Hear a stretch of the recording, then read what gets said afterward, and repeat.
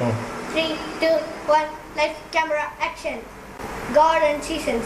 How we have blessed with various seasons. 2nd March 2007, Friday, Doha, Qatar. God and seasons. ஆதியாகமம் 8:22 பூமி உள்ள நாளவும் 1:2 விதைப்பும் அறுப்பும் 3:4 சிதலமும் உஷ்ணமும் 5:6 கொடைக்காலமும் மாரிகாலமும் 7:8 பகலும் இரவும் ஒளிவதில்லை என்று தேவன் தம்முடைய உள்ளத்தில் சொன்னார். Genesis chapter 8 verse 22. While the earth remained 1 and 2, seed time and harvest 3 and 4, and cold and heat 5 and 6, and summer and winter 7 and 8, and day and night shall not cease. God and season, how we have been blessed with various seasons. பலவித சீதோஷ நிலைகளின் மூலம் நாம் எவ்வாறு ஆசீர்வதிக்கப்படுகிறோம். Meaning, these blessings were given to the patriarch Noah. When Noah and his family come out of the ark, there were no houses to stay. All were destroyed by the flood, which entered about 5 months. It was now turned out into a cold and dissolved world.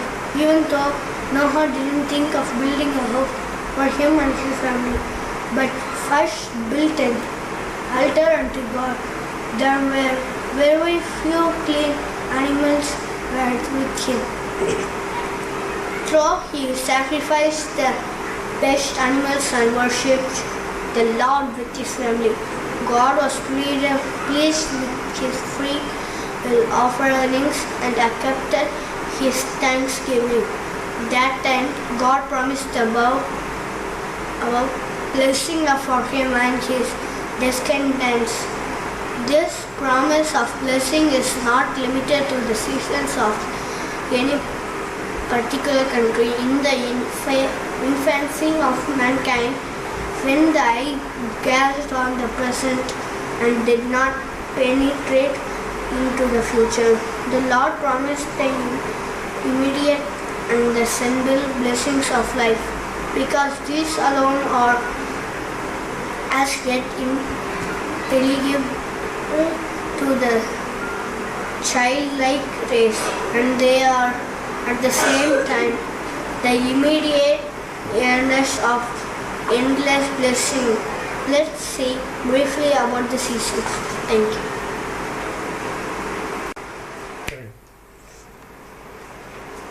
The key planet for the change of seasons is sun, which God created and appointed for it.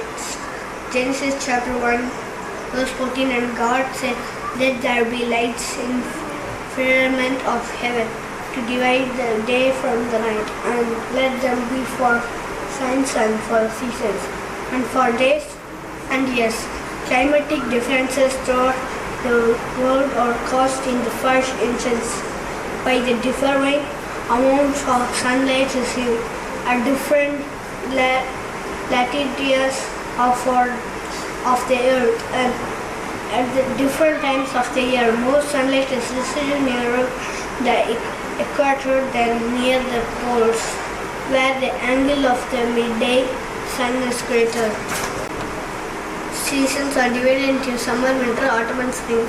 During the course of Earth's orbit around the sun, a year, the angle of maximum incidence of the sun at the Earth's surface changes. This is due to the tilt of the Earth's orbit, 23.5. From the perpendicular, warmest temperatures are at a particular location on the Earth, greater increasing the time available for solar heating. Winter occurs when the parts of the Earth's surface is tilted away from the sun. The angle of the midday sun is lower, and there are fewer days hours consequently. Spring and autumn extends in March and September.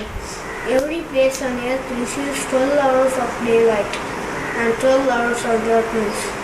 In the popular